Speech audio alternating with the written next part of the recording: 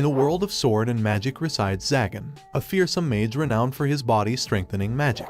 One day, an acquaintance of his named Barbaros tells him about an upcoming auction where the late demon Lord Marchosius's items are being sold to the highest bidder. Consequently, they end up going there together. There, the first item displayed is an enslaved beautiful elven girl. Seeing her for the first time, the fearsome mage immediately falls in love, and before the bidding starts, he decides to buy her in exchange for a mountain of gold coins. Now having possession over her, Zagan bring back this elf, Nephi, back to his castle, and this marks the starting of their lives together. The story begins in a medieval castle where a dangerous-looking man is seen sitting on the throne. There, he is intently staring at a beautiful young elf girl. Suddenly, the girl speaks up and asks her captor how he plans to kill her. However, this question catches the man by surprise. He is unsure how to answer in this situation, as he never even planned to kill the elf in the first place. Rather, he has become bewitched by her beauty and fallen in love with this elf. This tale began earlier that morning. A girl is being attacked by her comrade Maez, but in reality, it is not Maez at all. Rather, it is a magician with corroded skin disguised as her companion.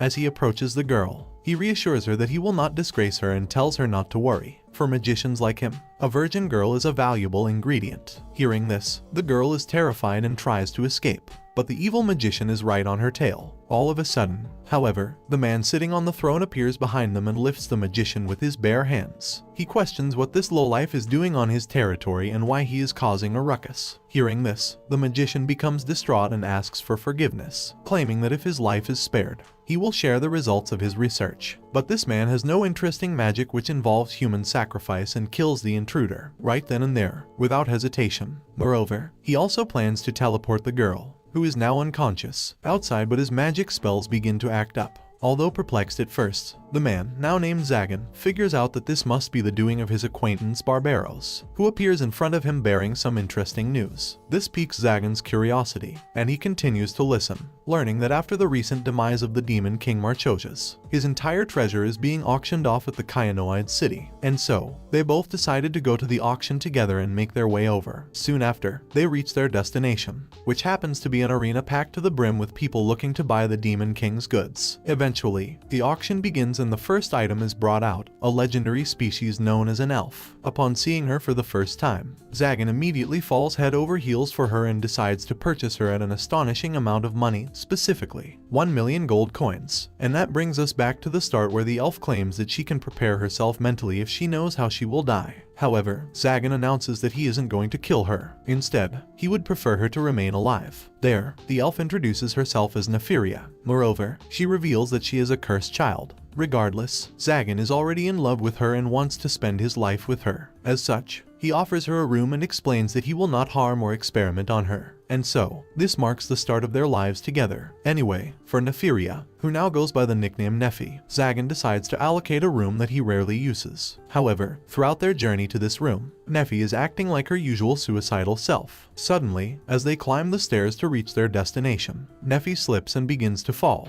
but Zagan saves her and then continues the rest of the way while holding her hand, making him feel embarrassed. Eventually, they reach the room and Zagan opens the door, not remembering that he had used this place as storage for his torture devices. Seeing this, Nephi is terrified but accepts what is coming to her, prepared to be tortured. But Zagan has no such intentions. In fact, he decides to dispose of these old items and destroys them using offensive magic, which again makes Nephi shiver in fear. Moreover, this leaves the room in ruins. However, this room has a balcony from which she can see the moon shining brightly. As such, she decides to pick this room for herself. Zagan asks if this place was really alright, but she replies that it's fine because her master had prepared it for her. Consequently, Zagan also agrees, and Nephi thanks him, but this catches him off guard. He expresses how it has been a long time since he has heard words of gratitude from someone else. Hearing this, Nephi also states how long it has been since she has used such words of gratitude. And so, after this incident, the next morning arrives, but Zagan hasn't been able to sleep a wink thanks to Nephi, who is sleeping in the throne room due to the current state of her room. As such, Zagan decides to bring food for both of them, and they eat together once she wakes up. But Nephi explains that the food he has brought is actually animal feed, unfit for human consumption and usually only given to slaves. Zagan, not knowing what is considered normal since he used to eat like this when he was a bandit, thinks about it when Nefi asks if he would be alright if she cooks, excited for the chance to eat Nefi's homemade food. Zagan takes Nefi and they head to buy ingredients. However, Zagan is currently broke. After buying Nefi for 1,000,000 coins, he was left with no money. As a result, he was compelled to turn away from the transportation carriage that would have taken them to the market. And so, they are now forced to walk to the city, during which Zagan wonders if he should have just attacked the carriage and taken some money. But seeing as Nefi is with him, he decides not to show her these ugly sights. Therefore, they begin walking. As they continue forward, however, they suddenly hear noises coming from a distance. Upon inspection, it is revealed that the carriage, which denied them passage due to their lack of funds, is being attacked by a group of bandits. These thugs begin their rampage and start to kidnap the young girls. Seeing them, Nefi becomes frightened, prompting Zagan to think that maybe she was also captured in a similar manner. Therefore, he decides to attack, wanting to demonstrate to Nefi how weak these bandits are. He uses his magic and superior physical abilities to defeat these lowlifes. All of a sudden, a mage hired by the group appears, getting orders to attack. The mage begins to draw a sigil, also known as a magic circle, to cast his spells. Although Zagan is impressed by his opponent's technique, he also has to protect Nefi. Consequently, he uses his magic to overpower the sigil crafted by the mage and ends up killing the caster. Upon seeing this, the bandits lose their fighting spirit. The passengers of the carriage begin to thank Zagan profusely for saving them. Moreover, the driver offers Zagan to act as their bodyguard for the rest of the trip. And so, now having money to buy stuff, they begin their journey to the city. On the way, Nefi asks why her master saved these people. Zagan, feeling embarrassed to admit that it was for Nefi's sake. However, he immediately regrets his words while Nefi understands the kindness within his heart. And so, the duo finally reaches the market. Once there, Zagan wonders what else he should buy that would be necessary for a girl like Nefi and decides to ask her. But this elf, who never knows if she will live to see the next day, is completely fine with anything and everything she is given. As a result, they are forced to enter a fashion shop. But a mage like Zagan feels very unwelcome there. Despite the prejudice against him, he tells the shop attendant, Manhwa, to find some appropriate clothes for Nefi and brings her forward. Seeing this adorable elf, Manhwa can't contain herself and immediately begins to find something that would suit her. Moreover, she also notices the slave collar on her neck. Anyway, they both soon emerge from the changing closet to show Zagan Nefi's new appearance. Consequently, Zagan looks up to see a bright red Nefi wearing revealing bondage clothing, showing all her assets. Moreover, Nefi is extremely embarrassed about wearing these sorts of clothes, making her look even more adorable. And seeing this, Zagan orders Manhwa to find her some normal everyday clothes. And so, she hooks them up with a maid costume,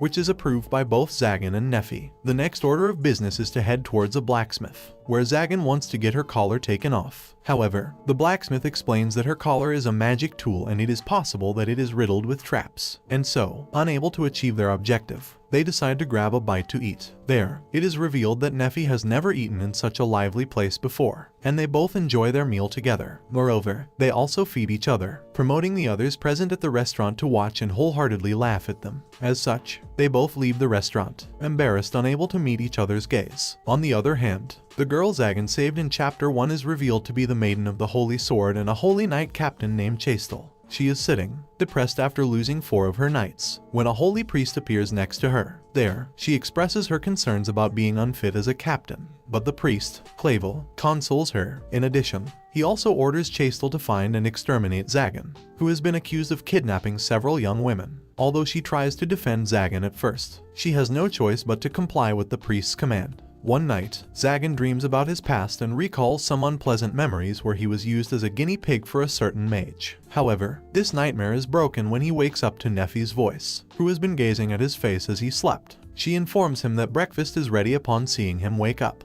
That morning, Zagan is also finally able to properly greet her for the first time, making him happy, and so, they both head towards the dining hall, which is now unrecognizable after Nefi spent time cleaning it. In addition, she has baked bread for Zagan. Upon seeing this, Zagan praises her for making this delicious-looking meal all on her own, and this compliment makes her delighted, and she unknowingly starts to flap her adorable ears. However, as soon as he sits down to eat, Zagan notices that Nefi is not sitting with him, rather, she is serving. Upon asking, she explains that she forgot to cook her own portion, but Zagan claims that it shouldn't be a problem if they both split the meal. However, Nefi also adds that there is only one chair prepared for her master, leaving her with no place to sit. But Zagan also adds that this is not a problem, inviting her to come to sit on his lap. Nonetheless, upon paying attention to the words he has uttered, Both Zagan and Nephi become embarrassed. Nephi, trying to act unfazed, states that she could never do something so rude. However, upon her master's insistence, she does as she is commanded. As a result, the couple begins their meal where they both feed each other. After breakfast, Zagan heads over to his library and is seen researching magic. There, Nephi reveals that she doesn't much about magic, and Zagan tries to explain the symbols and their meanings to her. He notices that she has a good sense for it despite being unable to use it. Moreover, after his explanation, Zagan notices that Nephi looks somewhat happy. He learns that this is because she has never had a master who would talk to her like this before. All of a sudden, she then asks a hard-hitting question, asking what he wants to do after obtaining the power he seeks. This results in him revealing his backstory, telling her about how he used to steal to survive as a child. In addition, one day he was caught by a mage and subjected to experimentation. It was during this time that he realized he would need power in order to survive in this cruel world. All of a sudden, Zagan senses that intruders have entered his territory. As such, he heads outside to see who it is, revealing the intruders to be Chastel and her new crew of knights, who have entered Zagan's property by breaking the barrier that protected it. The holy swords are 12 swords that are said to have destroyed the king of demons, also known as the demon god. A long time ago, they are considered the church's strongest weapons. This weapon is also said to choose its own master, and as such, the 13-year-old Chastel was chosen and became the only female holy knight captain. And this young woman is now confronting Zagan, along with her new group of knights. Upon seeing her, Zagan remembers the time he saved her from certain death and claims that he wouldn't have let her die if he had known her true identity beforehand. Regardless, the mage begins to attack, but the knights have come prepared.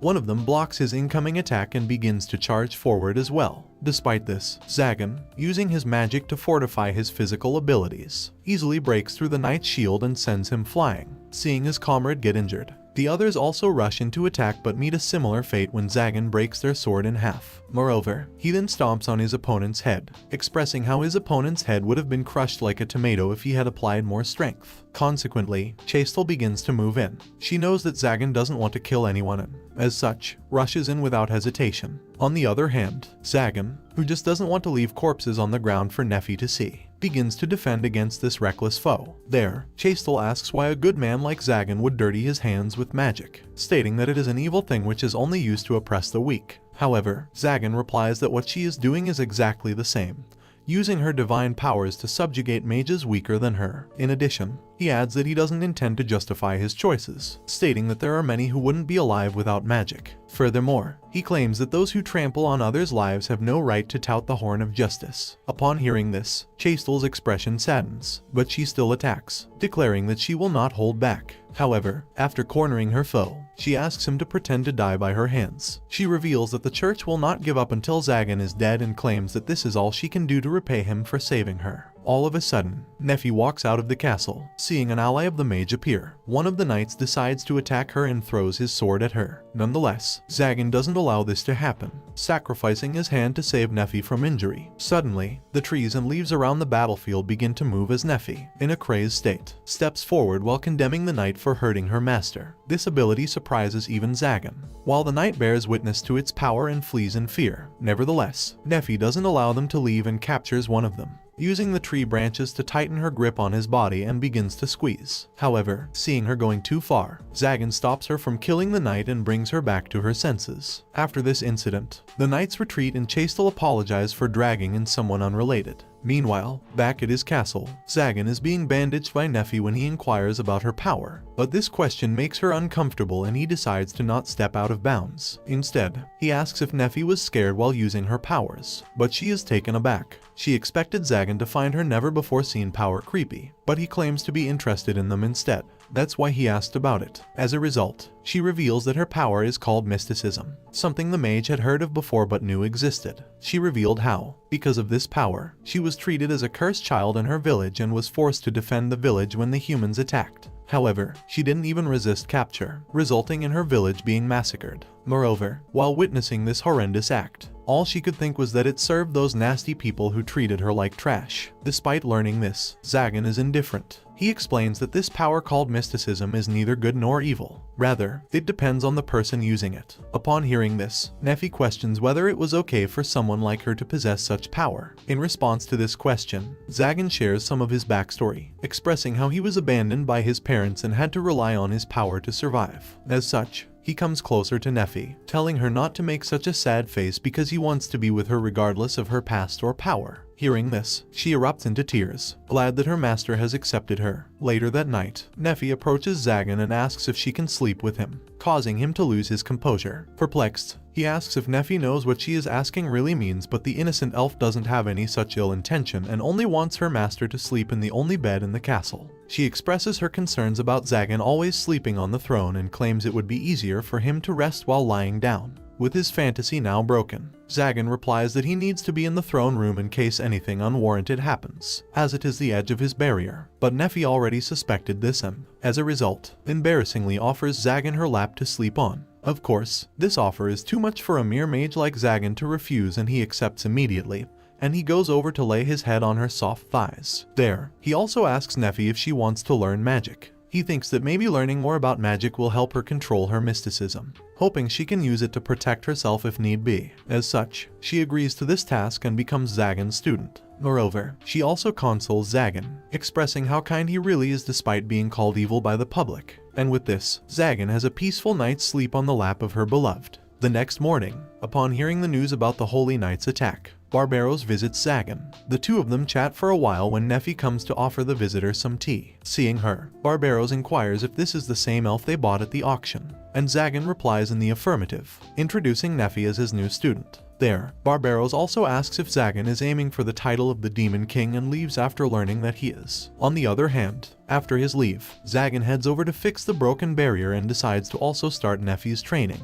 And so, over the next few days, she learns the basics of magic. Eventually, half a month has already passed since Nephi was first brought here. One day, Zagan receives an invitation from the 12 demon lords. As a result, he heads to the city of Kyanoids once again. A bustling canal city underneath which lie the ruins of the demon lord Marchojas's castle remain. There, all 12 remaining demon lords have gathered to face Zagan. Meanwhile, Zagan himself feels an immense pressure emitting from the demon lords, who have reached the pinnacle of mageship. And while facing these monsters, he understands the level difference between him and them. Eventually, he speaks up and expresses his need to return home. But the demon lords are not through with him yet. Rather, they offer this ordinary mage the title of the 13th demon lord. They want Zagan to join their ranks and reveal to him the engraved seal which he will inherit from the late demon lord Marchojas. Immediately upon seeing it, Zagan realizes that the amount of mana this crest holds is not ordinary. Moreover, he notices the same mana emerging from all the demon lords bearing this crest. This could be the reason why an ordinary mage is unable to hold a candle to the demon lords. But first, Zagan has a question and inquires as to why he was selected for this role. As such, one of the lords replies to him. He explains why he was selected, stating that Zagan has a unique kind of magic. He reveals that the first mage Zagan killed,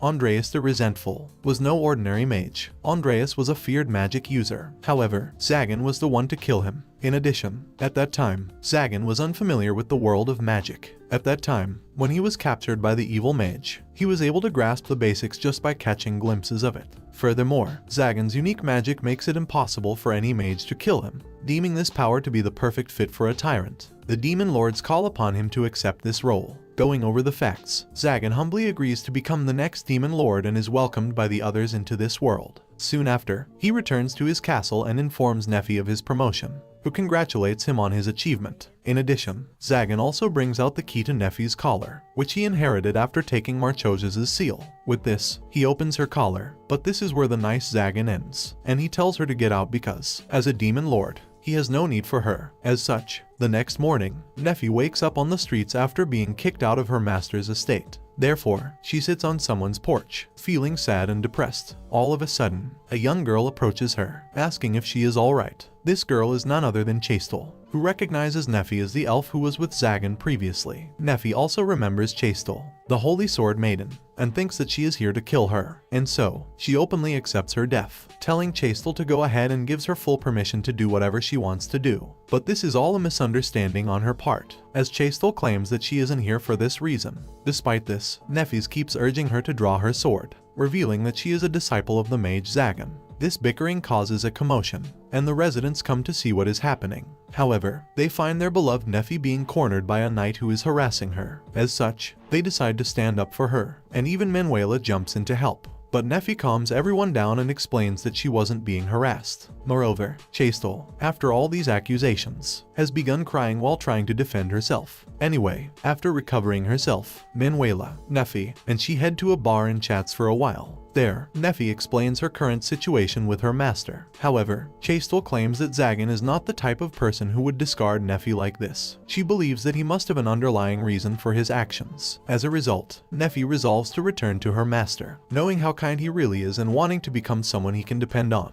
Suddenly, Chastel's group arrives. Seeing Neffy there, a commotion begins amidst which a dark black aura consumes Chastel and Neffy. Moreover, a voice is heard from the black mist claiming to be Zagan. The voice tells the knight to come to his castle if they want to save the people he has captured. Meanwhile, back at Zagan's castle, Chastel's knights try to attack Zagan in the middle of the night. However, their attack fails thanks to a trap Neffy had laid out earlier. All of a sudden, as the knights pleaded with Zagan to spare Chastel's life, thinking he really did kidnap her, Manhwa appears. She explains that Chastel and Neffy have been kidnapped and asks him to rescue them. Hearing this, Zagan becomes distraught but is hesitant. Although he wants to rush over and save Neffy, he thinks that being involved with the Demon Lord would only bring her more pain and misery. As a result, he cannot simply head over and must find a way to conceal his involvement in the rescue. Nonetheless, Manhwa sees him contemplate his decision and gets angry. She asks why he is so hesitant, stating that Neffy wanted to return to his side and become his support. Moreover, she asks, if mages are so indifferent, then why did he act so kindly towards Neffy? Hearing these words, Zagan's mind calms down. He already knows that Neffy has feelings for a villain like him, and he has just been trying to avoid noticing this. But he will avoid this no longer and decides to head over and defeat the kidnapper. And so, he casts a teleportation spell and heads over. There, Manhwa and the injured knights also accompany him in order to save Neffy and Chastel. On the other hand, both girls are constrained by shackles, which suppress their magical powers. Not long after, the perpetrator finally shows himself, Barbaros. Neffy asks why he would do such a thing, despite being Zagan's friend. However, he replies that they were never friends. In fact, Barbaros was a student of Andreas the Resentment, the first mage Zagan killed. He claims that all the knowledge, money, and land Zagan acquired after killing him were supposed to be his alone. Therefore, he will not allow Zagan to take advantage of it any longer. He explains how he plotted to use the church at first by blaming the recent kidnappings on Zagan, but the knight proved to be far too weak. He expresses that he wants to become the next Demon Lord, and the only way to do so is by defeating the other candidates, such as Zagan. Suddenly, Neffy speaks up. She claims that his goals will never come to fruition as her master has already attained this title. Learning this, Barbaros becomes distracted but thinks that it will pose no threat as he will just take the title by force. Consequently, he drags Neffy to a sigil he is preparing and wants to use this tool to complete the magic flow. However, Neffy resists, claiming that she only belongs to her master. Hearing this, Barbaros tries to attack her, but suddenly, Zagan intervened. After showing up, he claims that he always suspected Barbaros as the perpetrator behind the kidnappings, but lets it slide. But now that he has dared to hurt Neffy, he will not be forgiven so easily. With this, a battle ensues, although Barbaros tries to use his magic to subdue his opponent. Zagan is fast on his feet and rushes into counter, with just 2 measly attacks. He has already brought his foe to his knees before going to save Neffy, who is emotional in this situation. But Barbaros hasn't had enough yet and soon gets back up. He begins to set up a magic spell, which makes Neffy worried, but Zagan tells her to calm down, stating that nothing will happen, and it is just like he said. The magic sigil immediately disintegrates. Seeing this, Barbaros is confused as to what is going on and tries again and again. But all the spells simply break apart like the previous one. Zagan explains that throughout his life, he has been honing this kind of spell to subdue any mage he confronts. Using his perspicacity, he is able to redraw the opponent's sigil and take control of it. Not only that, but he can also absorb his foe's magic using this skill, and the beatdown begins, absorbing and stealing all of Barbaros' magic, including his defensive magic. Zagan is able to overpower his foe completely. However, he allows Barbaros to live, telling him to challenge him again anytime. and he will answer the challenge. Suddenly, the magic circle that Barbaros was originally trying to complete is activated. It is revealed that during the fight, Zagan accidentally infused the sigil with magic, and Barbaros claims that this spell can summon real demons to this world. Nonetheless, due to the accidental activation and lack of sacrifices, all that is summoned is a shadow, a skinny, black monster. Nonetheless, as per Zagan, even this enemy is something that humans cannot hope to defeat. If one were to face it, the only outcome would be death. However, as luck would have it, this shadow bows its head down to Zagan, announcing him as its new master, much to his surprise. Seeing this, he realizes that the shadow was not bowing down to him. Rather, it was bowing to the Demon Lord's seal. But thanks to this, the group is able to overcome certain death when Zagan orders his new minion to disappear from this world. And so, the knights leave after taking Chastel with them, and Manhwa follows suit. This leaves Nefi and Zagan alone. There, he is unsure about what he should say, but she speaks up first. She expresses her desire to stay by her master's side, and he agrees to it. But something has to change. Zagan claims that he doesn't want to be called master anymore. Instead, he wants Nefi to call him by his real name. Moreover, the relationship he wants with her is not that of a slave, attendant, or student. Heartened by this, Nefi begins to blush, but still, Zagan is unable to utter the word love to her. Instead, he just tells her that she is his for their entire lifetime.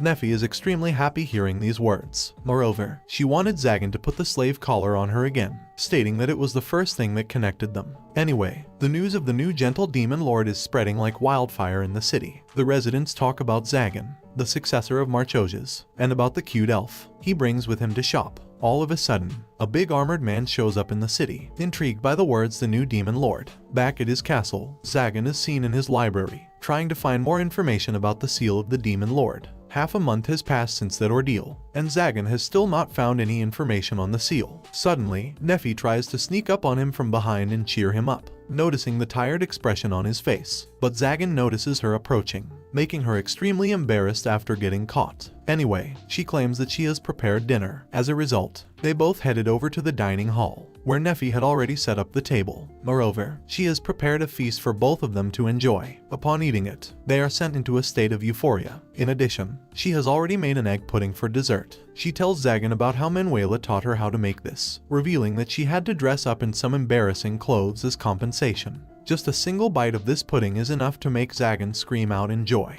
However, their meal is cut short by an intruder. Even though Zagan notices the arrival of the intruder, he thinks that the barriers and traps he has already laid out in case of an emergency will stop this attacker. But this expectation is exceeded when the attacker evades all the traps. Furthermore, he also walked into the dining hall, where Zagan recognized the attacker as Valefor the Apparition, one of the Demon Lord candidates. Valefor wants to defeat Zagan and take over his title and territory. Nevertheless, Zagan is enjoying his meal and wishes not to be disturbed. He tells his opponent to wait until he is done. Of course, Valefor thinks of this statement as mockery and powers up, jumping into attack while his foe is still eating. But eventually, even Zagan has had enough of the bullshit. He stands up and defeats the intruder with just a single blow, sending him flying. Suddenly, Nefi notices something. Inside this giant armor is just a child. Realizing this, Zagan becomes distraught. He learns that he has just knocked out a little girl and panics, telling Nefi to bring the cold medicines for her. But Nefi claims that they will not help and the girl is only unconscious and will wake up in no time. As a result, Zagan decides to bring the intruder to the guest room,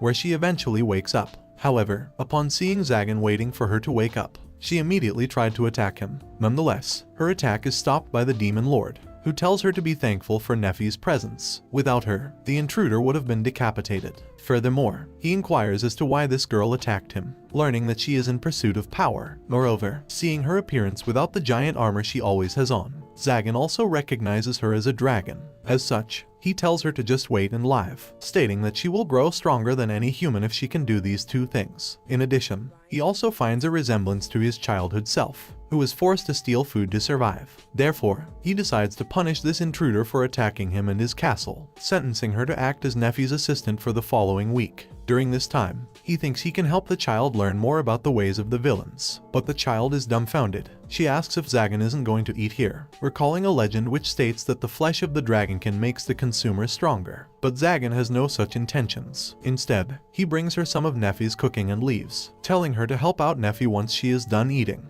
Once again, this leaves the child confused and questioning what he will do if she tries to run away or attack Nephi. But Zagan is unconcerned about such things, explaining that Nephi is far stronger than what she looks like. As he leaves, he thinks about the past few months and remembers that he hasn't met with Castle since the ordeal with Barbaros. However, on the other hand, Chastel is currently facing the priest Cavil. There, she explains that she has been saved not once, but twice by the mage Zagan, and as such, she cannot overlook this. Therefore, Cavil revokes her authority as the Holy Knight's captain, suspending her indefinitely. Hearing this punishment, the rest of the knights in her group try to stand up for her, but she tells them all to keep quiet and watch. Castle has had enough. She has been swinging her sword on the command of her superiors all this time, but it has still forsaken her. This makes her think that the church has already rotten to its core and lost the fundamentals of its religion. Despite this, she wants to live life on her own terms and doesn't want to stray from her chosen way of life. But even the priest isn't all that happy about this punishment. He tells Chastel not to worry as he will try to figure out something,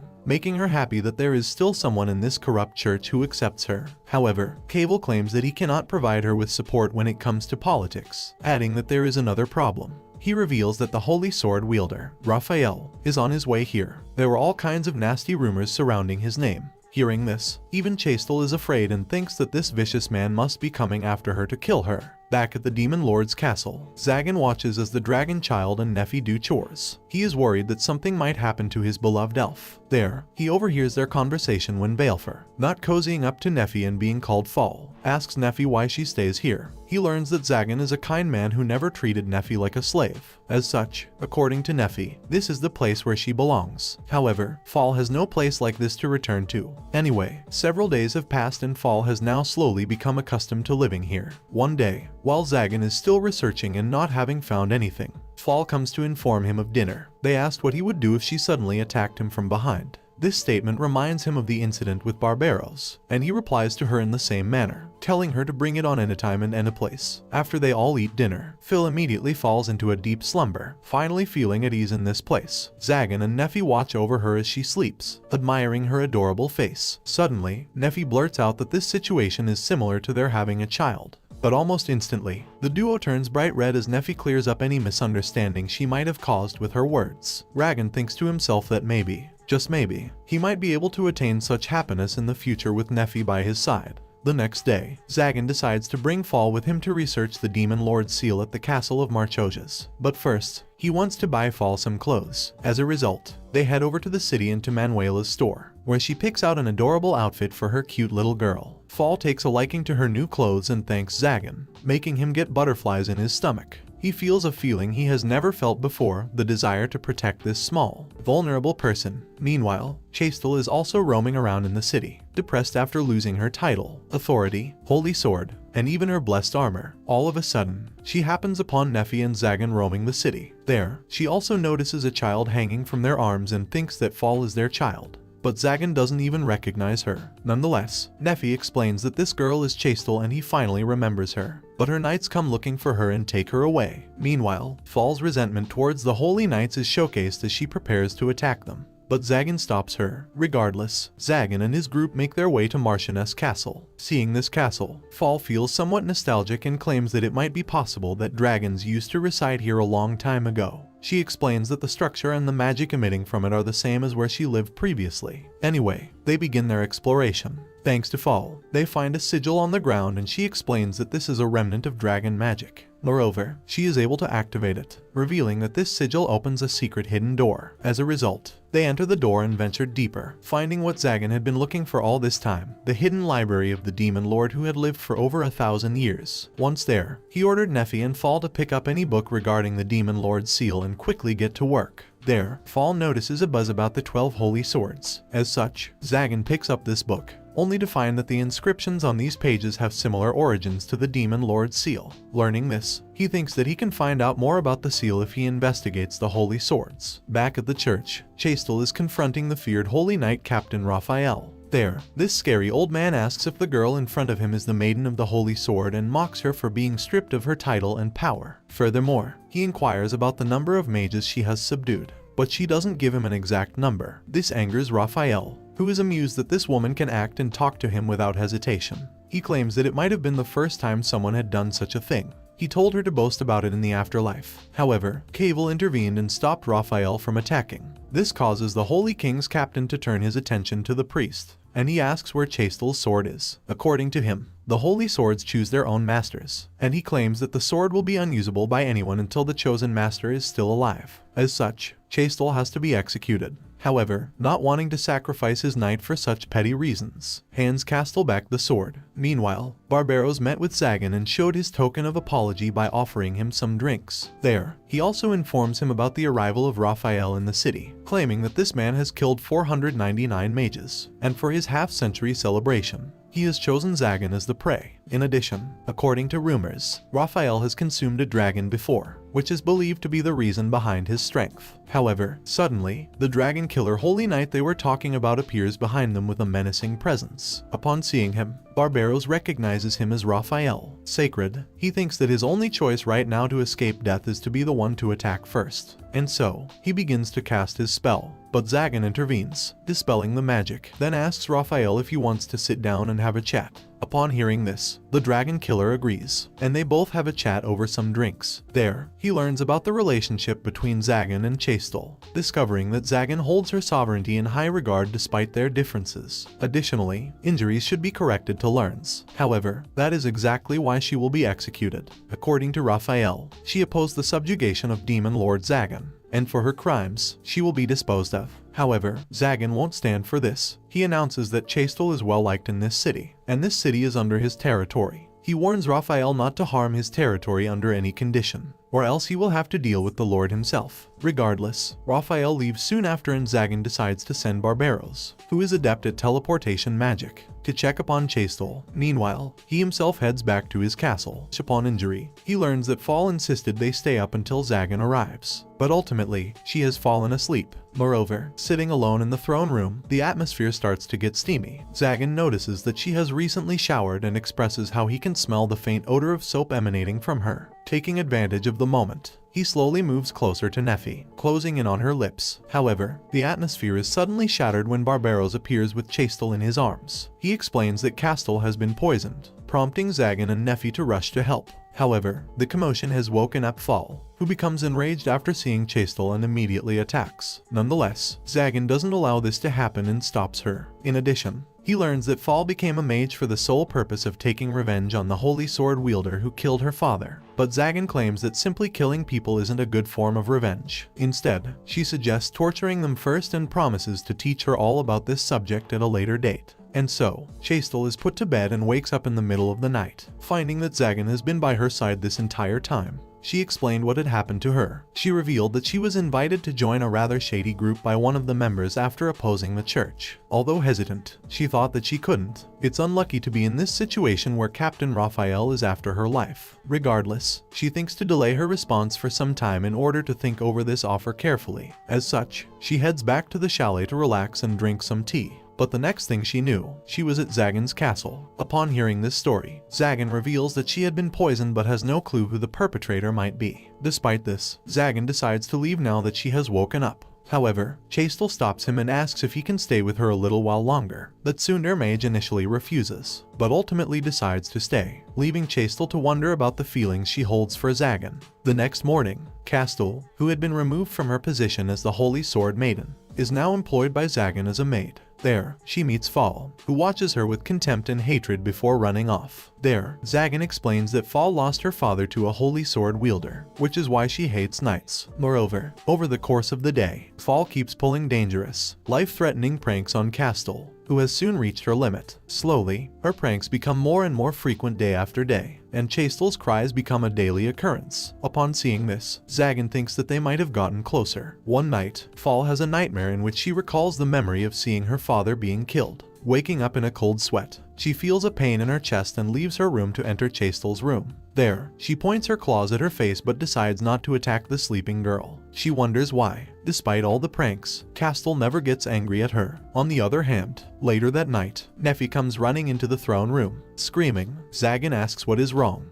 only to learn that Fall has gone missing. On the other hand, Fall has reached the Demon Lord Marchoseas castle, where she hopes to find some source of power that can help her take her revenge. There, she expresses how she felt welcome to Zagan's castle and how they treated her with so much kindness. However, because of this treatment, she has slowly forgotten the extent of her rage. She reminds herself of when the old holy knight, revealed to be Raphael himself, killed her father and drank his blood, and how the humans betrayed the dragon Orobas. All of a sudden, she hears a noise from behind her. This voice belongs to none other than Raphael, and upon seeing him, Phil recognizes his identity, going into a deep trance-like state as the hatred within her consumes her. She decides to attack this holy knight without any sort of plan or preparation, but by the time she realizes she messed up, it is already too late. Raphael has already drawn out his swords and unleashed his attack. As Fall faces certain death, she cries out for Zagan, and suddenly, he appears before her and stops the blade from slicing her hand off. Seeing him, Fall immediately apologizes for running away in the middle of the night and causing so much trouble.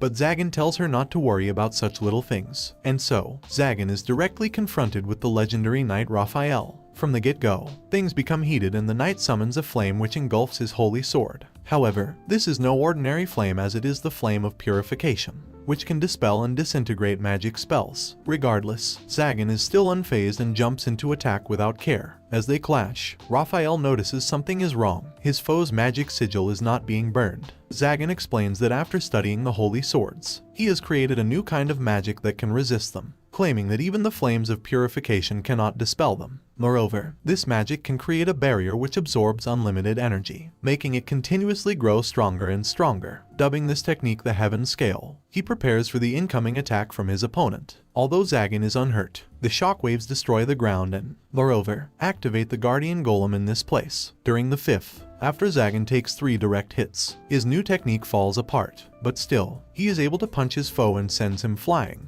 Meanwhile, Nephi is waiting for Zagan's return when Chastel comes up from behind. She learns that Zagan is currently out to retrieve Fall, and upon hearing this, she also wants to fight by his side. However, she is unsure why she would draw her sword. A holy knight helping the demon lord is an act unheard of. But thanks to Nephi, who makes her realize her true feelings, she gets the courage to go and fight alongside him. Back on the battlefield, Zagan sees that all of Raphael's wounds are healing at an astonishing rate. Seeing this, he tells Fall to think about all the torture she wants to perform, as he will not die easily. Hearing this, Raphael is curious as to why he is so hated, learning that Fall is the child of Orobas, the dragon Raphael killed in the past. Learning this, he decides to kill Fall as well as rushes to her. Despite Zagan getting in the way, Raphael refuses to give up and keeps pushing forward. However, all of a sudden, Castel shows up and prevents him from killing Fall. This leaves Raphael in a dire state, but Zagan decides not to kill him, asking what his intentions are. He realized that Raphael's bloodlust disappeared the moment Orbs was mentioned,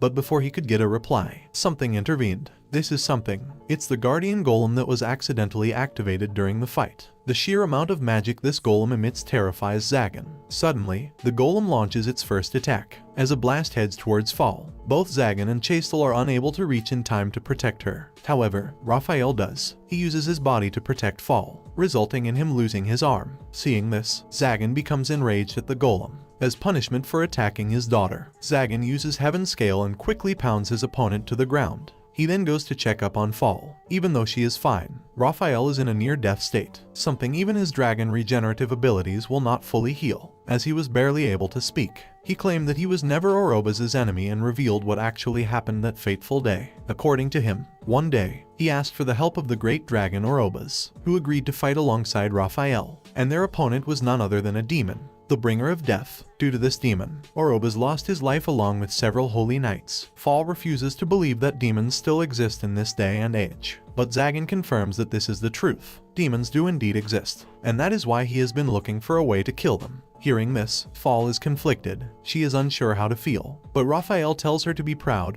of the father who laid down his life to kill the demon that brings death. Moreover, he adds that demons are powerful, and that is why power is needed to confront them. That is the reason why he shamelessly drank the blood of Orobas, to hopefully continue his legacy and protect the people. Moreover, he also revealed that he is planning to start a group to defeat these demons. Hearing this, Zagan realizes that Raphael was the hooded man who met with Chastel earlier, and he confirms this. Moreover, as per Raphael, Chastel is the only one who can start this symbiotic faction, having ties with both the Holy Church and the Demon Lord. all of a sudden, the golem begins to revive. Seeing this, Zagan claims he will go finish it once and for all. But Raphael claims that this monster isn't a golem, rather, it is a demon chimera that Marchoses created. In addition, he stated that these are the remains of the demon he and Orobas defeated in the past. But for Zagan, this is an opportunity to test out some things he is preparing and tells the others to stay away while he defeats this foe. However, Chastel wants to fight alongside him. As such, he summons the Flame of Purification with her sword,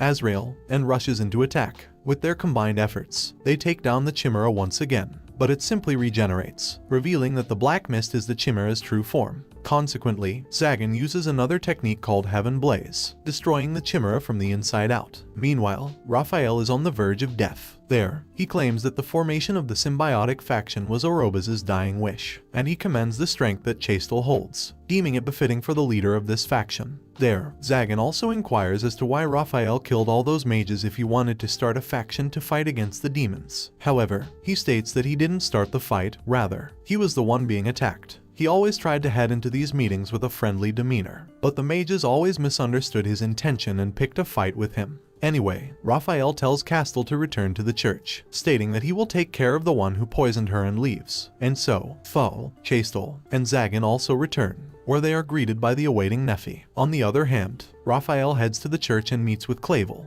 who is injured and bruised. However, there explains that the one who poisoned Castel was none other than Clavel himself, who was angry for going against his teaching. As such, Raphael kills him, claiming that he will soon follow suit. Later on, after some time passes by, Chastel learns that it really was Clavel who poisoned her. At Zagan's castle, she discusses this with him and also reveals her intention to return back to the church and try to reform it from the inside.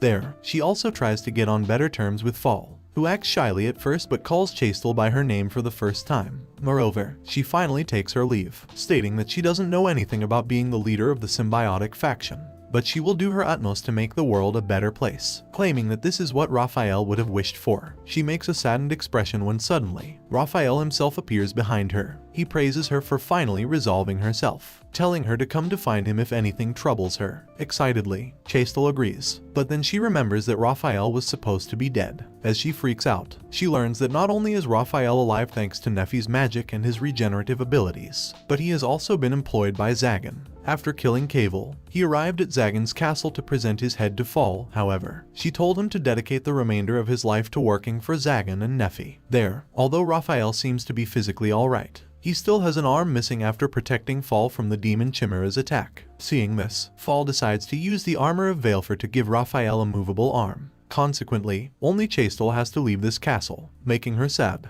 But Zagan tells her to come back anytime for some drinks. Hearing this, she cheers up and leaves enthusiastically. However, Nephi is acting weird. Noticing this, Zagan asks why he is upset, but she doesn't reply properly. As such, he thinks it's because of leaving her alone yesterday night and apologizes. As they share a bittersweet moment, Raphael covers Fall's eyes, stating she is too young to see such things. On the other hand, their moment is also being spied on by someone. As some time passes, one day, Nephi and Fall are out in the market to buy some groceries. There, it is seen that they both have become accustomed to living with people, and slowly, the town is accepting both the mage subordinates and the demon lord. As they return home, all of a sudden they get attacked by a dark-skinned person. She wants to kill Nephi and unleashes her magic. However, Fall is prepared to counter. Nonetheless, seeing that they are in the city, Nephi tries to stop her, but this only results in the attacker killing the residents who showed kindness to her. Seeing so many of her friends dead, she loses control and fights back. Using the opponent's magic, she takes control of the foe's ability and uses it to attack them instead. Despite this, the foe still remains standing. Not only that, the attacker is seen to be a dark elf, boasting a face similar to Nephi's. Suddenly, the demon lord's seal becomes activated, and fearing his power, the attacker decides to fall back and return. As she leaves, Nephi inquires who she is. Learning that the attacker claims to be Nephi, the demon lord's seal is revealed to be a protective barrier which also restores the destroyed town. After she disappears, the townspeople rush to her side, asking if she is alright. Moreover, Fall picks up an ominous letter addressed to the demon lord Zagan by the demon lord Bifron. Back at the castle, Zagan is sparring with Raphael and his holy sword, Metatron. They do so in order for Zagan to research more about the holy swords, learning that the power of the swords comes from the characters inscribed on them. It is seen that he has been having some trouble cracking this problem, but thanks to a book left behind by the demon lord Marchoses, he knows where these inscribed letters are from. deeming them to be the celestial language. Zagan explains that the characters were used by the divinities of ancient times. However, their meaning was lost to the world, and eventually, even the church became unable to decipher and read them. Furthermore, the principles and theory behind them are completely different than those of the magic sigils used today, making even Zagan stumped at the process behind this power. Along with all of this, the swords have some unusual powers. The demon lord states that this blade is something akin to being alive, and Raphael confirms this theory. He claims that the sword chooses its own master, and from time to time, he has felt something resembling a wolf from his weapon. In addition, just like the flame produced by Castellan, and he is different. The way the blade's power is transpired changes depending on who the wielder is. Anyway, with no leads, Zagan begins his research once again. According to him, there are two goals he needs to achieve. Firstly, to acquire the power to kill demons, and secondly, to find a way to destroy the demon lord's sigil. He claims that if he wants Nephi to enjoy her life, he needs to be very aware of all the possible threats. As such, without having the power to destroy the demon lord's sigil, all the other demon lords might prove to be a high threat if they ever choose to attack Zagan. All of a sudden, he feels his barrier has activated, learning that something has happened to Nephi and Fall when they were in the city. As they return, Nephi is perplexed and distressed. After sending Fall with Raphael, Zagan takes her back to his library, and they both chat. There, Nephi hands over the ominous letter she received. The letter entails the archdemon Bifron inviting Zagan, Nephi, Fall, and Raphael to a ball held for them. Upon reading the letter, Zagan understood that Bifron has been monitoring him for a while now. As such, Nephi asks if he intends to go to this ball, and he,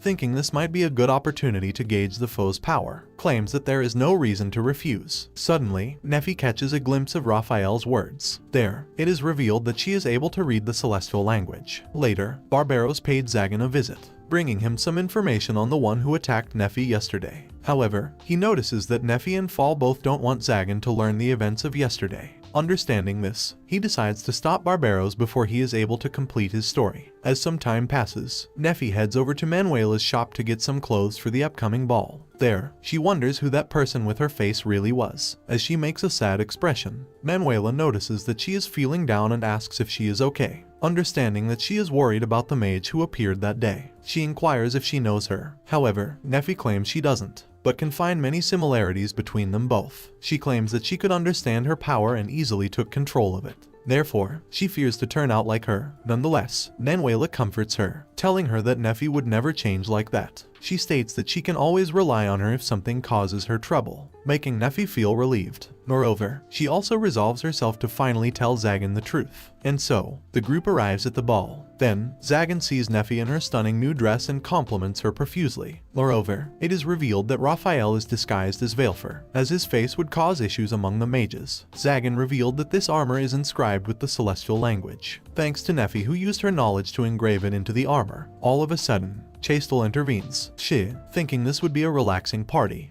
However, after learning that this is a party for mages, she became distraught, announcing that a holy knight like her shouldn't be here. This catches the notice of all the attendants, who look at her with anger. Nevertheless, Zagan, along with the rest of his group, makes their entrance, and Zagan introduces himself as the newest demon lord. This causes the attention to be averted to him instead, who claims that Castle should be safe for now as no one would want to provoke his animosity. There, Zagan recalls his last journey on a ship when he was accidentally locked in a barrel after trying to steal some food. Nephi relates to that feeling, recalling how she was once locked up and nearly froze to death after trying to steal honey. As they both rejoice in this bittersweet memory, remembering how sweet the food they stole was, Chastel looks at them with empathetic eyes. Suddenly, Zagan asks Chastel about the situation with the church, inquiring about what happened after Cable was killed. She explains that the church probably has found out the truth about Cable's death, adding that the symbiotic faction has also been quiet and hasn't pressured her into doing anything. Furthermore, she claims that she wants to become someone reliable, wanting to repay Zagan for saving her numerous times. Hearing this, Zagan feels disillusioned by the idea of relying on others. But Chastels points out how Nephi and he have already been relying on each other. This statement makes Zagan blush. On the other hand, Nephi finds her resolve with these words, claiming that she wants to talk with Zagan about something.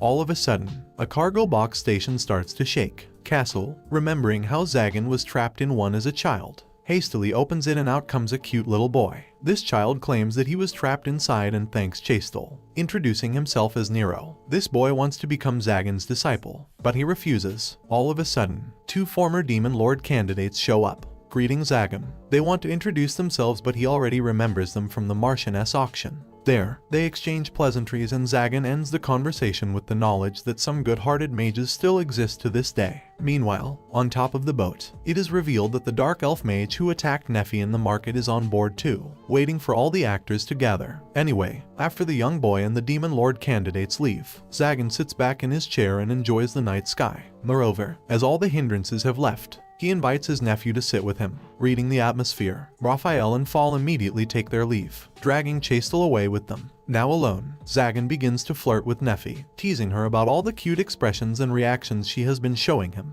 In addition, he also caresses her ear, making her let out an adorable shriek. However, Zagan immediately backtracks, apologizing for doing this. He states that he was only just a bit curious about them, prompting Nephi to allow him to play with them. And so, he begins to slowly and gently touch her ear, making him more and more excited. Nephi, embarrassed, tries to control her moans but is at her limit. Suddenly, they both notice that all the mages were watching them do these lewd acts, and they both blush and move away from each other. However, Nephi tells him that they can continue again when they are alone. But the atmosphere is destroyed when Nero intervenes. He wants to serve Zagan some wine to get on his good side, but Zagan refuses. However, Nephi suddenly speaks up again. She is finally ready to talk about the thing she wanted to talk about earlier. Nonetheless, she is interrupted again when a smokescreen arises. Nephi, unable to see anything in this mist, gets separated from her master, but Nero is right by her side. However, they are both trapped behind a wall, through which they see that Zagan is alright. But by his side is another nephew.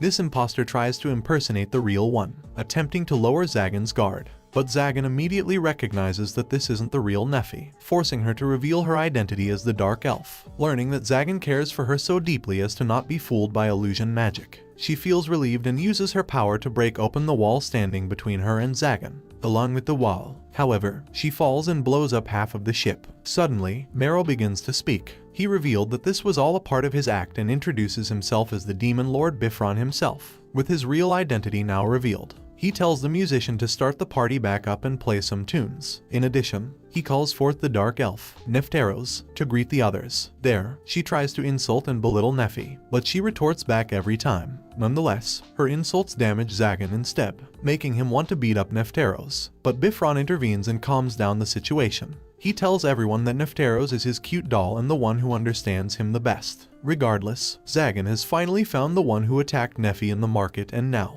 he wants to take his revenge, claiming that the master must bear responsibility for their servants. He powers up to attack Bifron, who is unfazed. He claims that Zagan's devil magic will not work on the Demon Lord seal, but his point is proven wrong. Zagan, boasting the same seal, has found a way to lock the seal's power, rendering Bifron on the level of a mere mage. As such, he decides to jump in and attack. On the other hand, Bifron, scared shitless without his Demon Lord powers, finds a way to stop Zagan before he makes contact. In the nick of time, he starts talking about the celestial language. Hearing this, Zagan stops as he claims he wants to learn more about the connection between Nephi and the Holy Swords. As Bifron continues, he claims that Nephi is actually a high elf, elves with pure blood inherited from the ancient gods. According to him, Nephi's ancient power is so terrifying to the current world that it has been branded as a curse, deeming it possible for her to heal even the dead. Nephi, not believing this, expresses that she doesn't have the power, but Bifron corrects her, making her recall how he healed the townspeople and the buildings when they got destroyed in the attack. But Nephi thinks that this was due to Zagan's barrier. However, Zagan himself reveals that he doesn't have the power to revive the dead, leaving her confused and bewildered. Nevertheless, Bifron continues, expressing how this is the first time in his 300 years as a magician to see such a good high elf specimen. Moreover, he claims that he has been researching high elves and the celestial language for quite a while, stating that it is possible to create spells using this celestial language. In addition, he revealed that demons have a leader called the Demon God, who is said to have been killed by the 12 holy sword wielders. According to his theory, bits and pieces of this demon god are sealed with the Demon Lord seal. Furthermore, the place they are currently at, the Sulfurgita Lake, is the very place where the Demon King once fought the Holy Knights. There, he questions what will happen now that 2 Demon Lord seals are present in the place where the demon god once fought. The Dark Elf, Nefteros, recalls her life. She claims that as long as she has lived, she remembers being Bifron's aide, never thinking about things like her race or place of birth. She just took pride in being the Demon Lord's servant. One day, he showed her Nephi, who was constrained and enslaved. Seeing her, Nefteros thought that maybe Bifron wanted to save her as well, But to her surprise, Bifron stated how he has finally found the real high elf he has been looking for all these years, claiming that with her, his research will progress even further. Upon hearing this, Nefteros feels betrayed.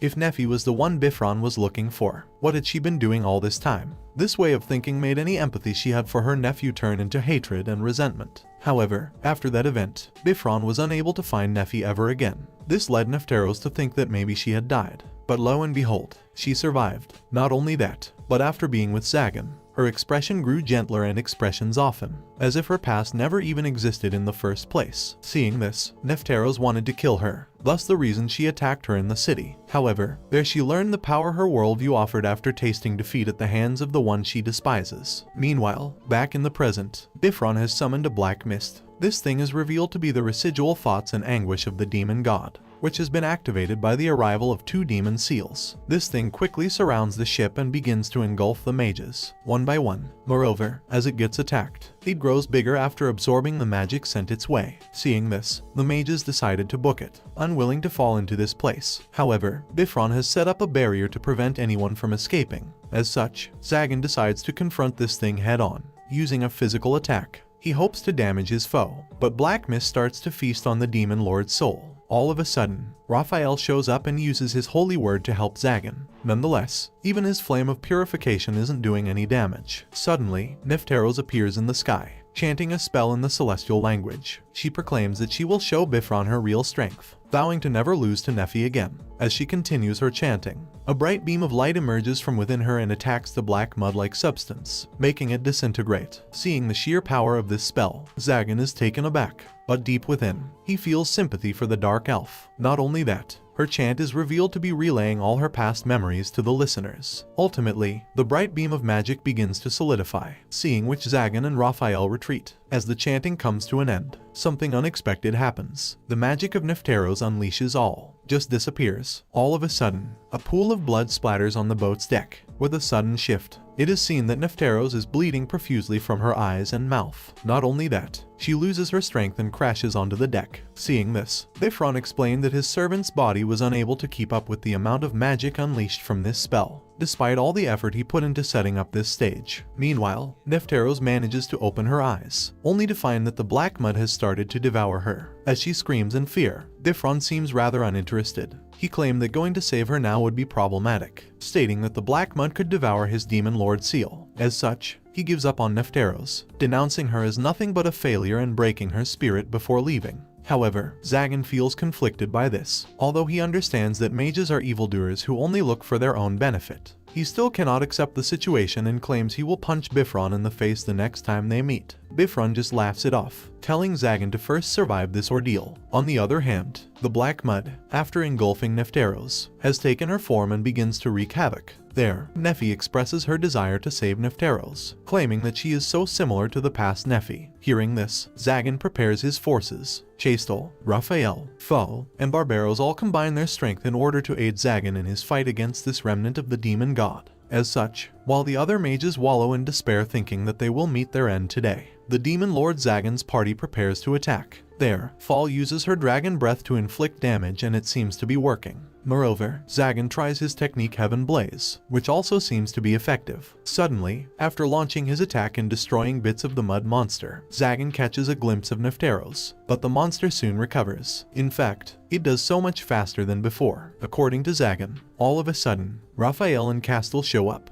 They both use their hollow swords to attack. Their fearsome blow throws Zagan aback. However, their opponent isn't even fazed by this. Seeing this, Zagan begins to grin and thinks that this absurd situation is where he will have to show his pride as the demon lord. Nonetheless, before he has an opportunity to attack, this mud monster uses a sound attack, causing its opponents to go flying. Chastel, receiving this roar head-on without any of her holy armor, receives major damage but Zagan saves her, leaving Barbaros to care for her. On the other hand, Fall is also doing her best to subdue this monster, but the mud attacks her instead. Nevertheless, she is saved by Comaris and Gremory, the 2 demon lord candidates Zagan met with earlier. Having no means of escaping, they decided to provide aid to Zagan and join the fray. Seeing them, the other mages also gather up the courage to stand with Zagan, and they all combine their strength to stand against this foe. Now, with all the mages at his side, Zagan tries to defeat this monster, but even then they seem to be overpowered. According to him, they still lack something. Meanwhile, Nephi is watching the battle from the sidelines. Powerless, however, she remembers how Nefteros used her hymns and singing to invoke celestial magic. Thinking that she, a high elf, will be able to do the same, she tries to play her part and begins chanting in the celestial language. On the other hand, Zagan and the others are still engaged in combat against this fearsome opponent. However, Chastel and Fall get into a troublesome situation when Chastel slips and the mud begins pursuing them.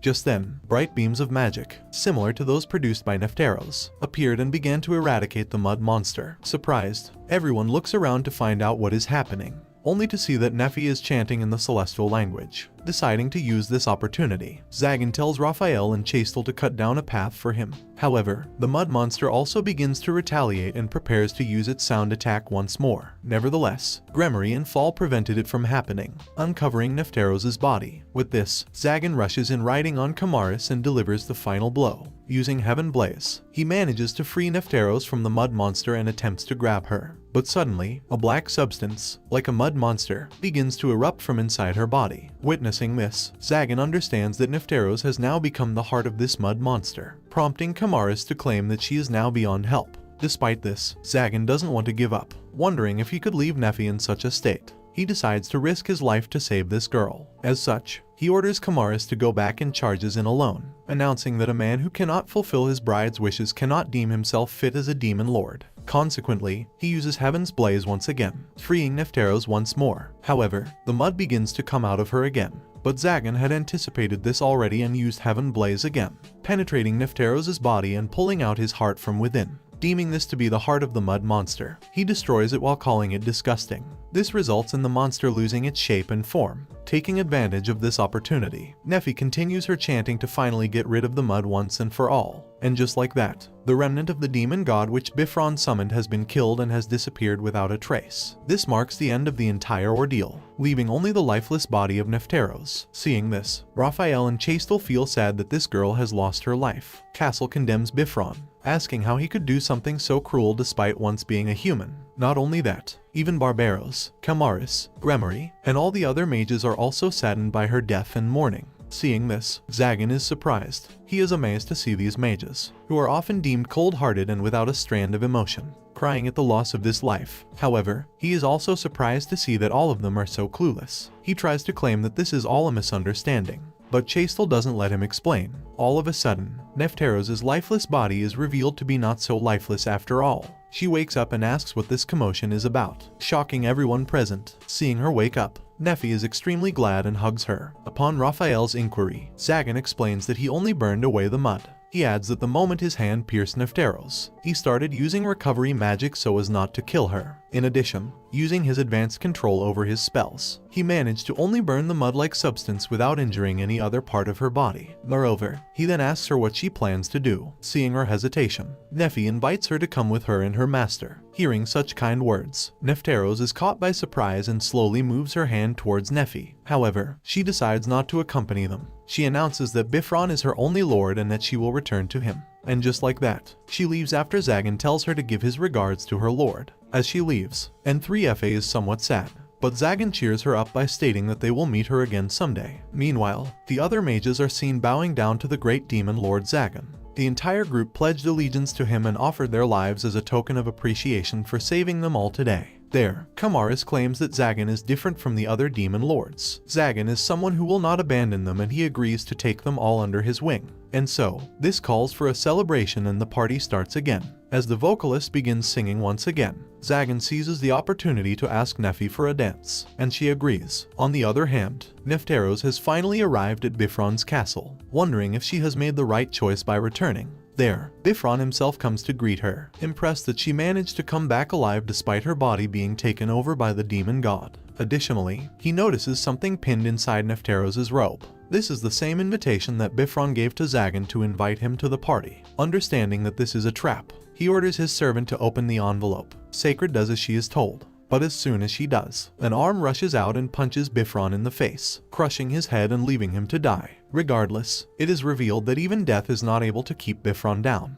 He gets back up within mere seconds after experiencing death for the first time in 300 years. Unfazed, Bifron is indifferent to having just died, making Nefteros creeped out as he plans his next move. An immense feeling of anger overcomes Nefteros. Suddenly, the magic arm appears again and punches Bifron once more, killing him. From this, he understood that the spell is activated when Nefteros is angry. As such, Bifron tries to get rid of it, but Nefteros decides to keep it, claiming that Zagan has won this battle. And that's how the first part of this manhwa ends. Well guys, if you like this video and you want a second part, comment below with the word part 2. Also subscribe to the channel, hit the bell and like the video. But most important, leave a comment. Until the next video.